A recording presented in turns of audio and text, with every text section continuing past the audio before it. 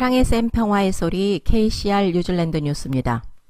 앤드류 리틀 보건부 장관은 코비드19 치료를 위한 항바이러스제 처방 기준은 상당히 엄격하며 사람들은 의사의 평가를 받아야 할 것이라고 말했습니다.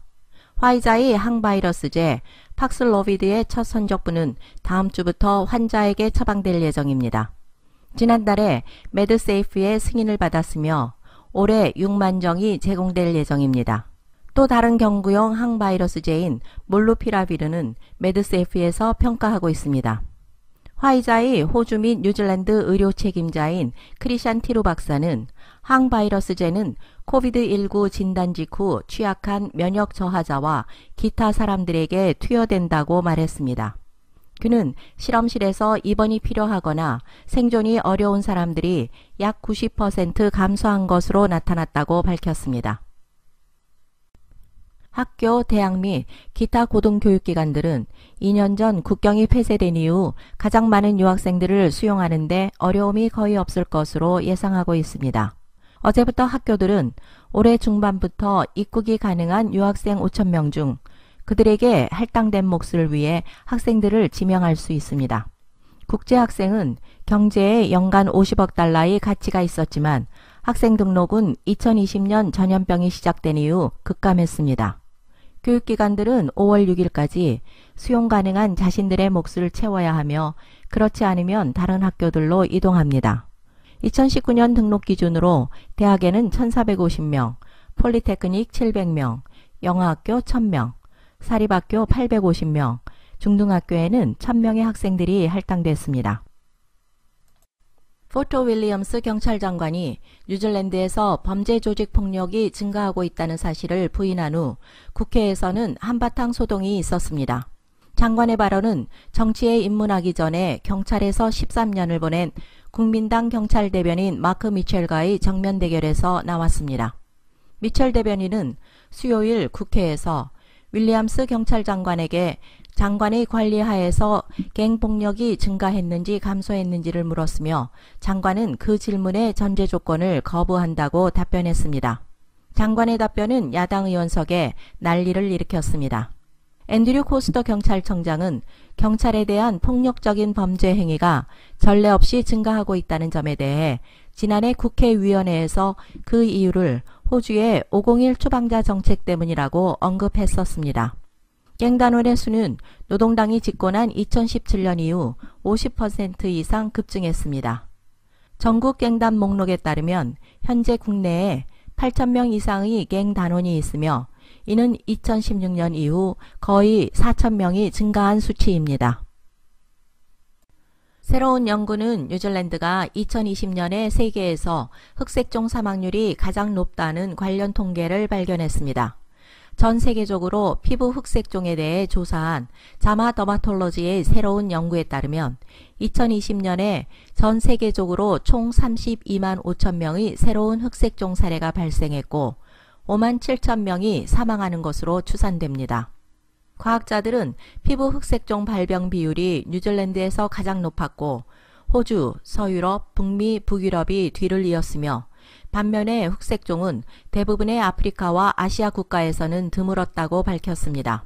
이 연구는 또한 2020년의 비율을 기반으로 흑색종 사례가 약 50% 증가한 51만 명으로 증가하고 2040년까지 68% 증가한 9만 6천 명이 사망할 것으로 예측했습니다.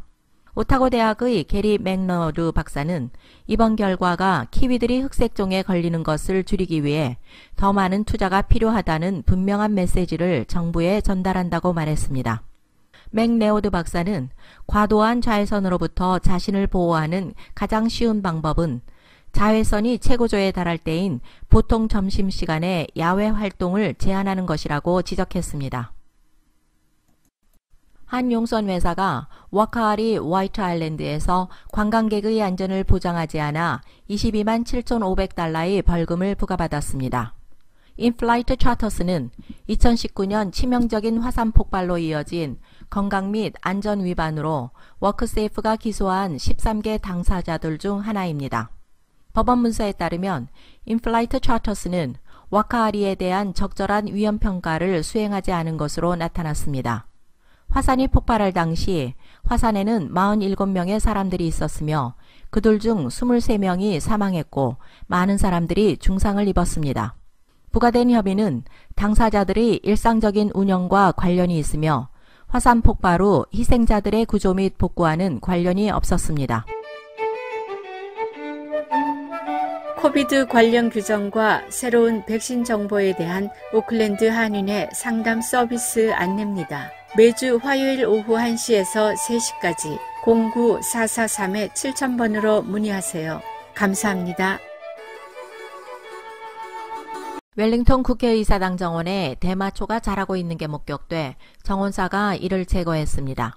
라디오 뉴질랜드 방송은 정원관리인의 말을 인용해 국회 장미정원에서 자라는 대마초 모종을 다른 잡초들과 함께 뽑아서 없애버렸다고 보도했습니다.